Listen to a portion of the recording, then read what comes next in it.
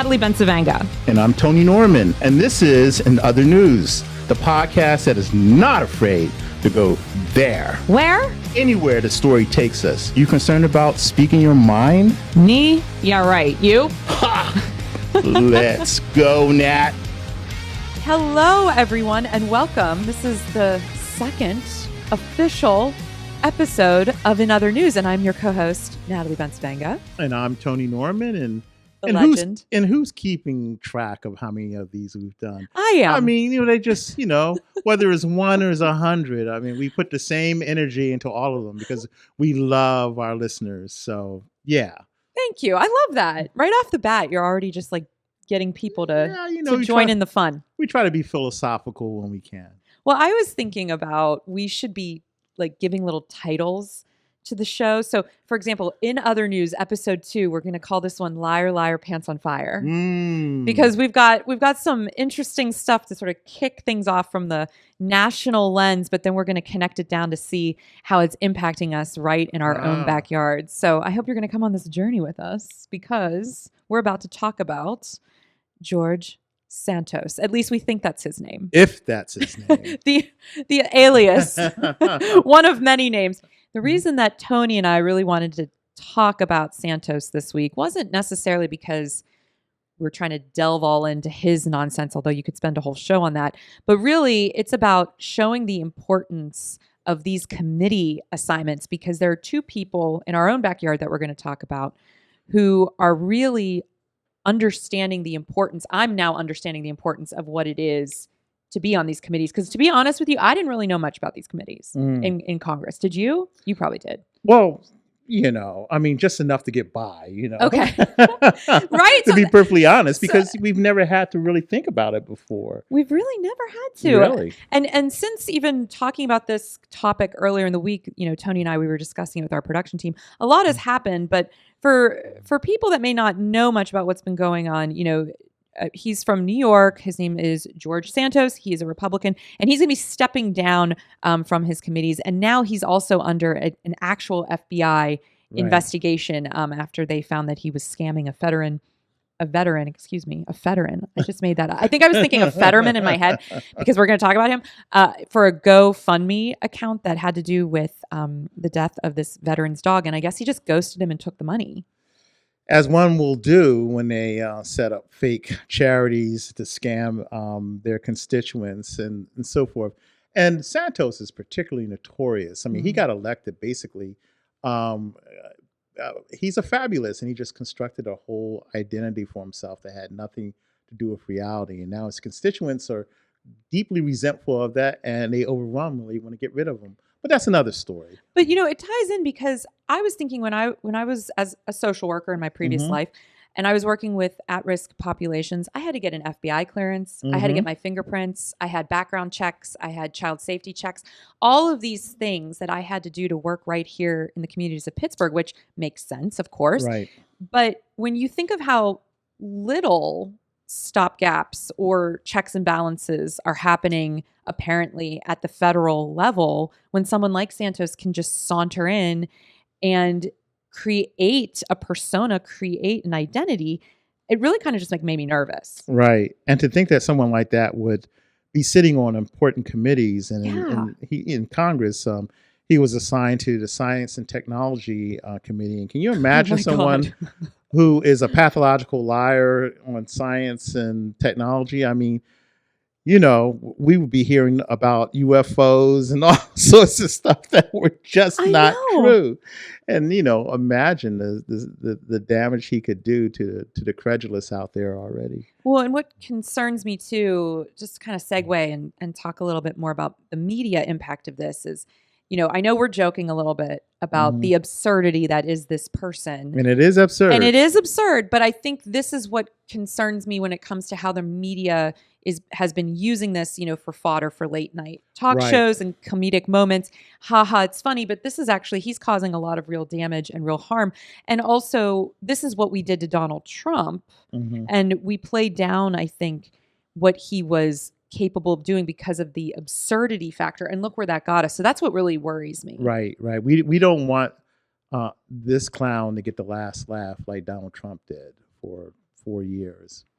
So, Well, yeah. I mean, honestly, too, this also reminds me of just this idea of commodifying a position of power and authority and then making it less important once you do Yeah. that. So we did it with the Black Lives Matter movement. Mhm. Once you could, buy those T-shirts in Target, it was no longer a threat to us. We did it with the Me Too movement, same Mhm. idea. And I think we're even doing it now with our political figures, where they're becoming more of this sideshow Mhm. and not really a threat, and we're able to make money off of them Mhm. by talking about them in these ways. Mhm. But I think it's really important that we address the importance of these committees, the impact that these committees have, because when you look at what is going on right here in Pennsylvania and you see Representative Summer Lee, she is moving at full speed ahead, Mhm. which is so exciting, and is sitting on the Oversight and Accountability Committee, which is a very powerful committee out the gate. So that juxtaposition is really fascinating to me. Right, right. I mean, when Summer was running for office, I mean, there was all of this disparaging talk about her. Oh, she's just running for the U.S. Congress because she wants to join the squad. Well, the fact is that, I think, she wanted to be associated with those folks, but I think she really went to Washington to do work. And that's how you do work in Washington when you're a congressman. You get on these powerful committees, and you represent Pennsylvania's interests, but you also represent the interests of all Americans, and all Americans get to see you and see what you do and see what bills you sponsor and so forth and so on. They take you seriously if you're part of a committee that actually has an impact on not just the Commonwealth of Pennsylvania, but the United States of America. Yeah, I liked that. The United States of Hey, America. gotta pronounce it with gusto. conviction. No, but I thought it was really interesting too what she had to say. She said, I'm sitting on this committee to give power back to the people. We have to make the government accountable to the people, which is in straight juxtaposition to what the Republicans want to do on this committee, which is, basically go after Hunter Biden. Yeah. What is this obsession with Hunter Biden? I feel like they're really grasping at straws here. It's like this man has no position of authority. Like, I don't understand why we're going after him. So I liked that she was saying, okay, you guys want to play this game? Like, we're going to play this game too, but in an actual real way, because there's a lot of corruption from George Santos on down that is happening within that party if you want to play. Do you think that's what she's doing? A little tit for tat? Right. I mean, and sometimes, when you're in this position, as a politician, especially someone like Summer Lee, who came up through the ranks, at Harrisburg and really proved herself there, going to DC and representing Western Pennsylvania, the first Black woman elected from this region, I believe. I know that's true. She's there. The spotlight's going to be on her in a way it won't be on anyone else. And so, it's important that she not embarrass herself, and that she I don't think she's going to embarrass no, herself. she won't. She won't. I mean, she's too clear-minded. I mean, she was a lawyer, Oh yeah, so people forget that. This woman has chops. She wasn't just some like activist who got lucky. She actually has the skill and the brains to do whatever she sets her mind to. So well, and it's great because she wasn't the only one that was sort of positioning themselves in a way to sort of prop up this new agenda, I think, for the progressives. Our very own new Senator John Fetterman. We're going to have Giselle on here. Him. Yeah. Let's not forget him. We're going to have his wife on here in a minute to talk about her work and her new role. But Fetterman, out the gate, like one of the first things he did was co-sponsor a piece of legislation to ban assault rifles. Yeah. And that to me is actually something that is about bringing power back to the people, because I feel like we've declawed the government in such a way that they can't do anything, even if it benefits the masses. And that is a big deal to say out the gate, this is what I stand for. Right. It's a clear statement of your values when you sponsor or co-sponsor legislation, anti-gun legislation. And so, props to John Fetterman. I mean, I think Mhm. he's already coming through. There's a lot happening. So before we drill down with Giselle Fetterman, I just want to touch on the fact that there is a special election on Tuesday, February 7th. And Hmm. if you are in the 32nd, the 34th, or the 35th House districts, this one matters to you. So this is going to be replacing Summer Lee, Right. Austin Davis, and State Rep Tony DeLuca, who I believe passed. Right. Passed on. And so you have 3 empty seats that are really important. And so, so here we are. This is not a time for the folks in that district to just rest Yeah. on their laurels. This Mhm. is you do your democratic duty That's right. and head to the polls on Tuesday and fill those vacancies Absolutely. And fill them hopefully with Democrats. I'm with just going good to say it. with good I'm just going to say it. or we can say just good people who will work for the Oh, the man. interests. But yes, in this case, it would have to be the Democrats. And we'll also be sharing those action items. If you want to check out the website at NEXTpittsburgh, we'll have a place if you want to know if you're in the 32nd, 34th, or 35th district, because we know it's not always clear. So stay tuned for that. But up next is the drill down with Giselle Fetterman. So excited. You're listening to In Other News. Thanks for joining us. So it's truly an honor to have our very next guest, our second guest There you for the go. show. This is kind of incredible. And it's the wonderful, magnetic, amazing Giselle Fetterman, who I wasn't even sure how to introduce because she literally wears so many hats, Tony. Yes, she does. And in fact, I think she is emblematic Mhm. of what the new so-called helpmate of a Mm. politician should be, whether it's a male or female. I mean, she has her own charisma, she has her own following, Mhm. and she's connected with so many, endeavors that make our society better. Giselle, how's that for an introduction? Oh, I'm all emotional, Tony. Thank you. No, you really are and have been for many, many years a lightning rod for equity and access in our communities. And I read recently on your Instagram that you're adding a new title, volunteer firefighter, to that list. Can you talk a little bit about this? Because I did not know this was happening, and I was over the moon when I saw this post. I think it's like my next career. It's really a calling. I love it. Like, I can't get enough of the academy. I have academy tonight. I've done 3 calls so far. I've responded to 3 emergency calls. I'm the oldest person in the academy, which is really cool. Like, for the first time in my life, I'm the oldest person in a room, and I came home and I was so excited to tell the kids that I'm the grandma of the academy. And that you're never too old to pursue a dream. I wanted to be a firefighter since I was a little girl. Really? The timing never felt right, but now the timing is right. So will you be a firefighter in the DC area? I mean, like, I'm trying to envision this, to picture this. Like, are you gonna spend 3 nights in some firehouse, and then or how does this work? So right now I would be a volunteer firefighter through River's Edge 113, which is my station in Braddock. So I've responded to 3 fires with them. I don't know how it works when you split homes. I don't know if DC would take me a couple nights a week or something. I'm not sure. I have to graduate the academy first to then think that way.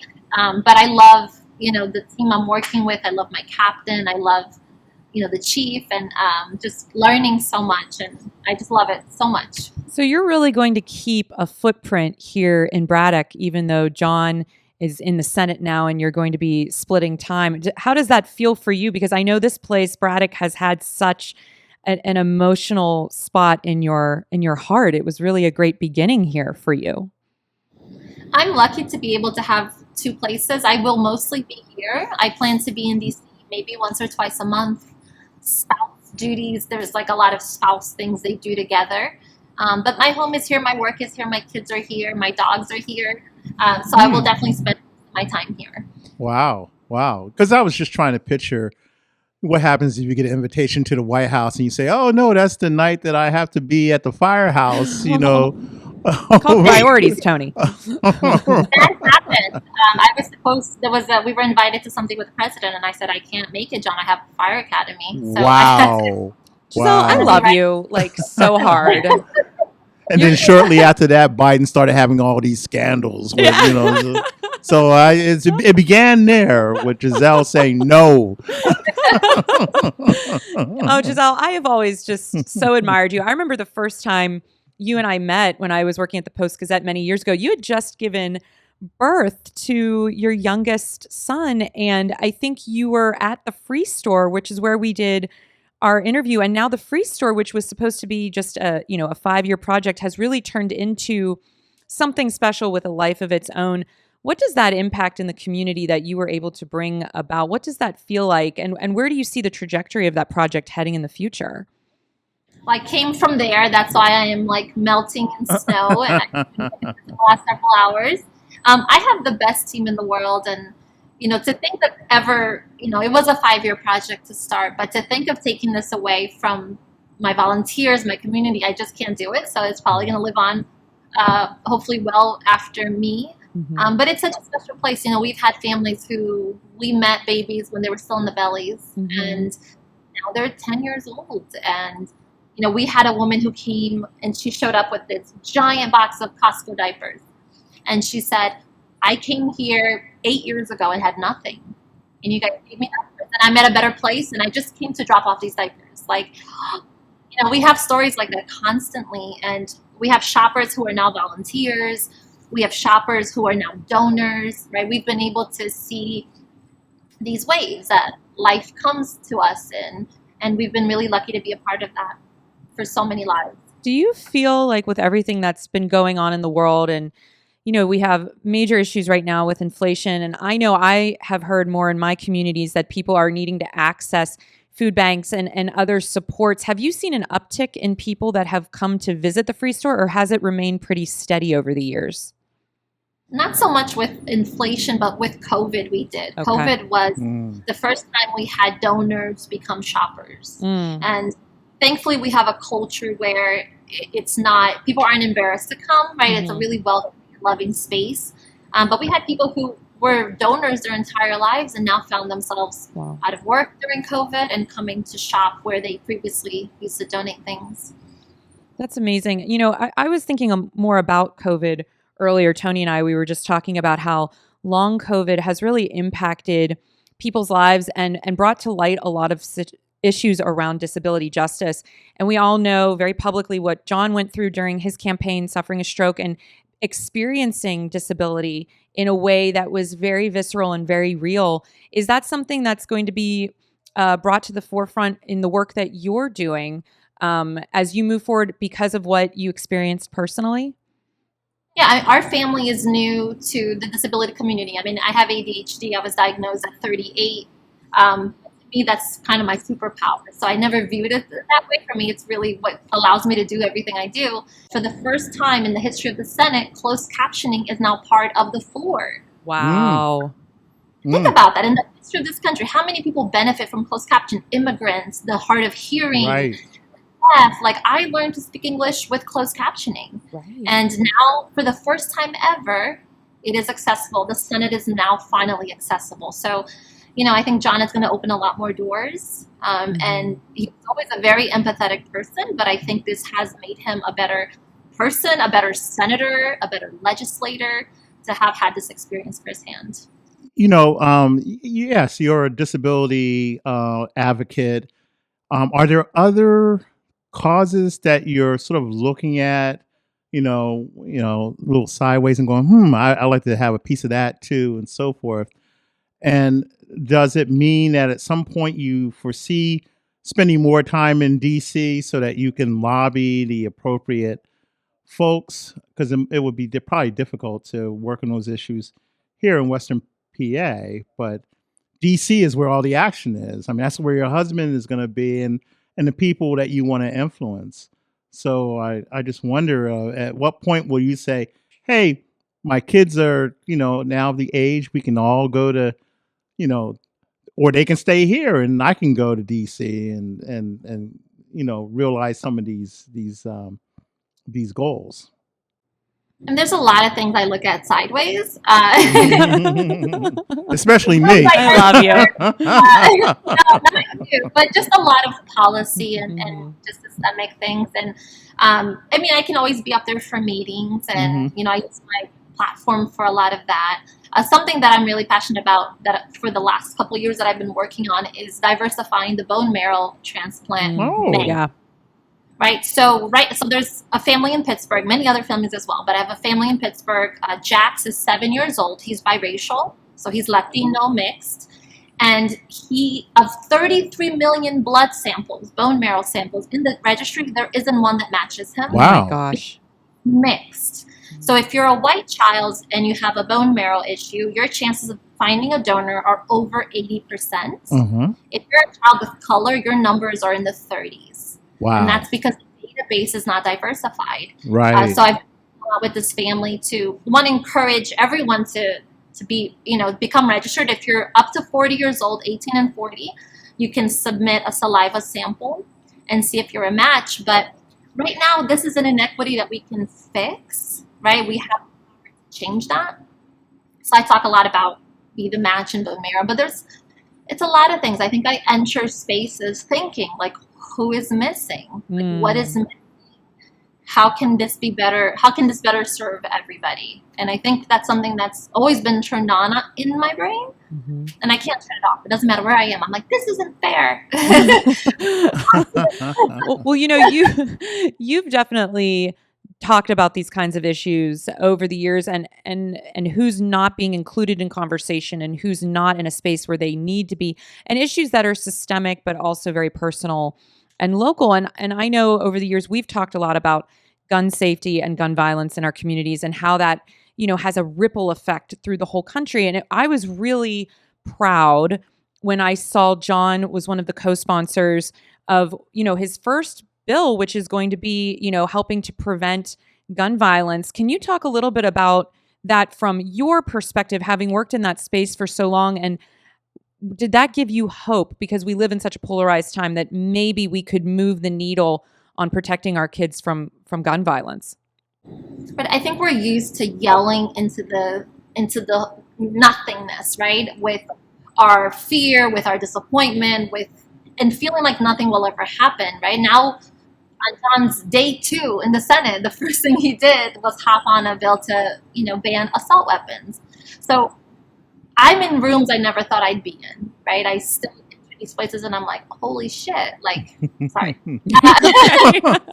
Oh, we curse all the time here, no problem. But like to know that someone who is as passionate about these things as I am is now in a position to actually create change. Like we've been yelling into the air for so long, and now he's there and he can do these things.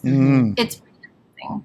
It must be surreal too. I mean, your journey, so many people know your incredible story, but to see where you are in this moment, you redefined every role that you undertook when you were, the wife of the mayor, and then when you became the second lady of Pennsylvania, and now in this position in the Senate. Are you thinking about how you want to sort of redefine what it means to be the spouse of a senator, or are you not looking to frame it in that context? Because I mean, obviously you stand alone on your own, but people look at that relationship and that dynamic in a certain way. So I think I don't look for my space, but I think I find it, right? I really believe in like bloom where you are planted, right? And right now this is where I'm planted, and I'm going to find a way to bloom. But also like when John was running, I would always say, you're electing an entire family, right? Like my dogs are coming along, my kids are coming. This is a sacrifice that really takes a toll on the entire family. So you're bringing this whole family along. So I've always viewed it from that perspective. I've always prepared kids for this idea because that's the reality. But yeah, I hope to find my space. I'm, making friends with the spouses. I'm figuring it all out. I'm doing invitations for First Lady Biden's, luncheon that the spouses host. But I'm in an opportunity to have conversations that maybe weren't had before from a very different perspective. There's 3 immigrant spouses in the Senate. That is it. Wow. Yeah. Yeah. Well, you're going to be representing Braddock in Pennsylvania and and most of all, you'll just be representing, the dreamer American, the one that so many people have stereotypes about, and you're smashing all of those stereotypes, and making the whole idea of immigration so much more palatable to people who might have had a negative feeling because of just a knee-jerk fear of the other. Because there's nothing more American than what you're doing, volunteer firefighting, trying to expand the registry of bone marrow. I mean, you're the quintessential American because you're extending your hand to outside your circle, your immediate circle. So thank you for that. No, thank you. I've always felt very American. What was missing was just the piece of paper to prove it. Yeah. But I always believed it. But what's funny is that my dream was, I was undocumented for over a decade. So my dream was that I would one day be called to be on a jury. Like, to me, that's when I was officially in the group, when they called me for jury duty. And I did get called several years ago. So excited. It was like the happiest day of my life. I called everybody in Brazil. I'm taking pictures with my juror sticker. And they go to interview, and they rejected me. Because you were taking pictures of everything. And they said, well, this is a mob trial here. So I think what happened is I looked around this waiting room, and I was literally the only person happy to be there, right? Everyone was miserable. Yeah, it was kind of weird. I think they thought I was crazy. I feel like she's crazy. We cannot let her do this. Natalie's feeling guilty because she always tries to dodge these things. Yeah, I mean, let's be real. No, Giselle, that is, I love that story. That is so cute. And, as we wrap this up, I just wanted to get your thoughts. You are out there, on social, you're doing all the things, you're very public, and you're very unapologetic about the causes you support. But can you talk about how you protect your own mental health around this area? Because we all know social media can be very challenging and scary at times. What do you do to protect your energy and preserve your power to be able to fight another day? I've learned these things, right? Like, I used to cry a lot. I still cry a little bit. You're Pisces, honey. You're Pisces. A lot. I mean, I get about 30 rape threats a day. I mean, my inbox, what it's filled with. And, I learned to really care about someone's opinions who I respect, right? Like, I really care what my residents in Braddock think of me, or my family, or my kids. Do I really care what Fox right-wing people think about me? Not really. Learn to quiet that noise. It's still exhausting. It's still a process. It still makes me sad to think these are real people. These are raising children. These are people who will be working places that I'm going to be in. But I've learned to quiet the noise. And that's really the only way, is to remind yourself it's not personal. As a Pisces, everything's personal, right? Right. So it's the process. It's not personal to yourself. It's not you. It's the fear of the different, of the unknown, of the other. And that helps. And I mean, I still cry a lot. But it's with an understanding that it's not about me. Yeah. Right. It's not about you. It's something much bigger than all of us. And if people want to connect with you, or if they want to learn more about how they can support the Free Store or learn about the bone marrow registration, do you have any websites or anything you can share for our action items for our audience listening? Definitely. So, I mean, definitely reach out to me on Twitter, as long as you're not sending me a mean message. Yes. Definitely reach me on Twitter or Instagram. And the little boy that I'm referring to in Pittsburgh, his name is Jax. And if you are between 18 and 40, you can apply. You just send a text, and I'll tell you the number where to send it. Okay, you text JAX to 61474. And then in the mail, you'll get a kit. You'll register, you'll get a kit in the mail. You just provide your saliva, and then you're in the registry. So not only could you possibly save Jax's life, but there's so many other people looking for a registry and a match. And bone marrow, what a lot of people don't know, they think it's a very invasive process. It's really not. It's mostly blood. That's mostly needed. In a lot of cases, people will match, and then they turn down the process. So this family has hope, and then it breaks their heart. But he's 7 years old. He's a Pittsburgh kid, and He's amazing, and he deserves to have a full future ahead. And right now, that's in jeopardy. Well, Giselle Fetterman, thank you so much for taking Right. time to be with us. I always love seeing you, and I really look forward to hopefully having you back on again very soon. Thank you for making me your second guest. It's so special. Wait, what was number one? You're number 2. Okay, number 1 was our wonderful producer at Next Pittsburgh. So we kept it in house early on. But don't worry, Giselle, you're number 1 in our hearts. It's fine.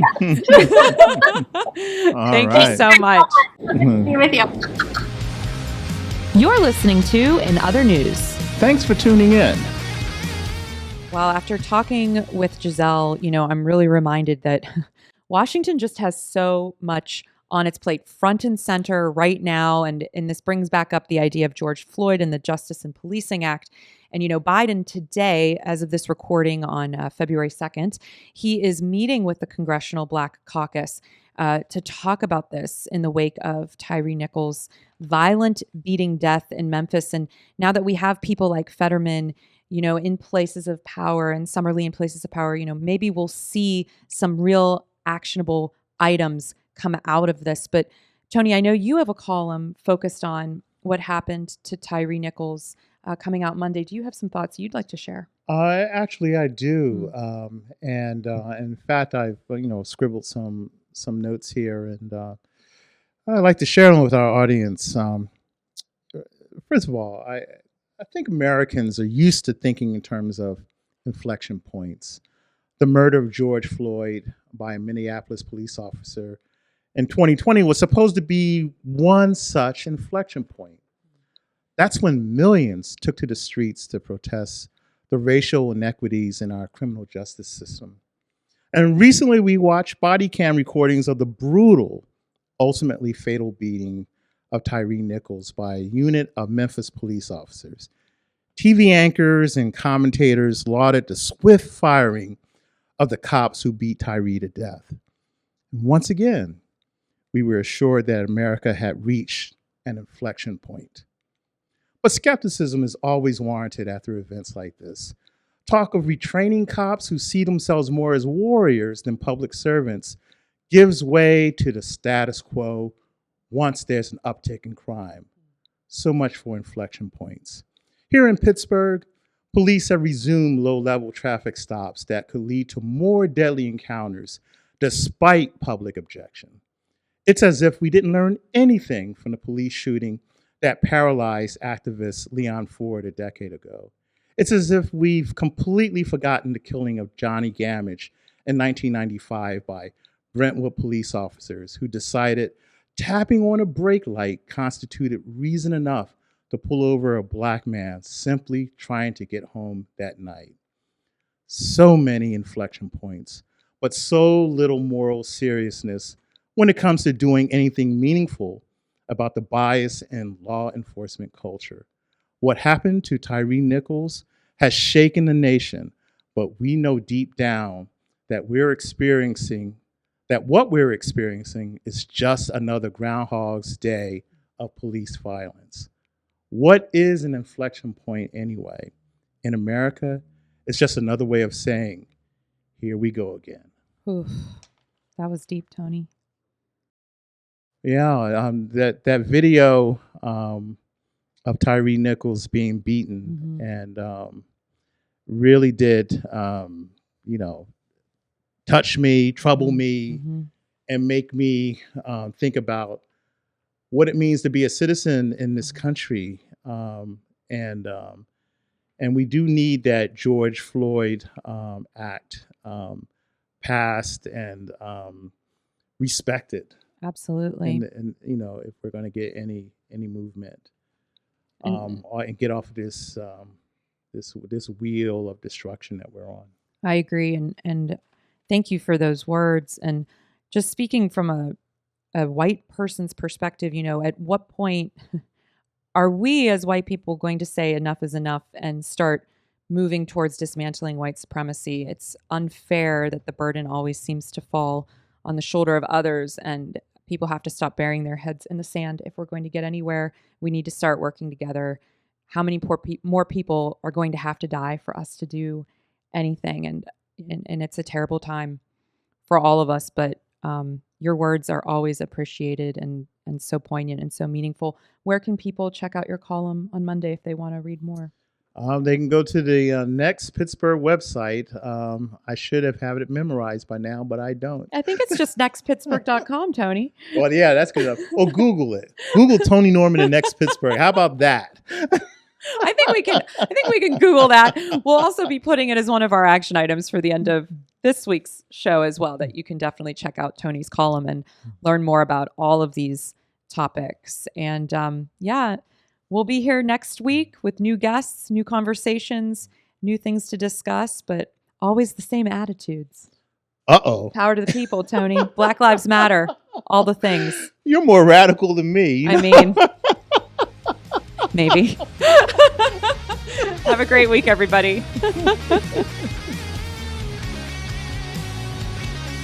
In Other News is a presentation of Next Pittsburgh and is proudly produced by us, along with our amazing team, Emma Honcharski and Margie Ruttenberg. Our editor is Sorgatron Media and original music by Jack Swing. And if you enjoyed what you heard, please like and share this episode and rate and review us wherever you're listening. It really helps us grow. And if you're listening on the Next Pittsburgh website, take a minute to take a look around to learn more about all the cool stuff happening in our hometown.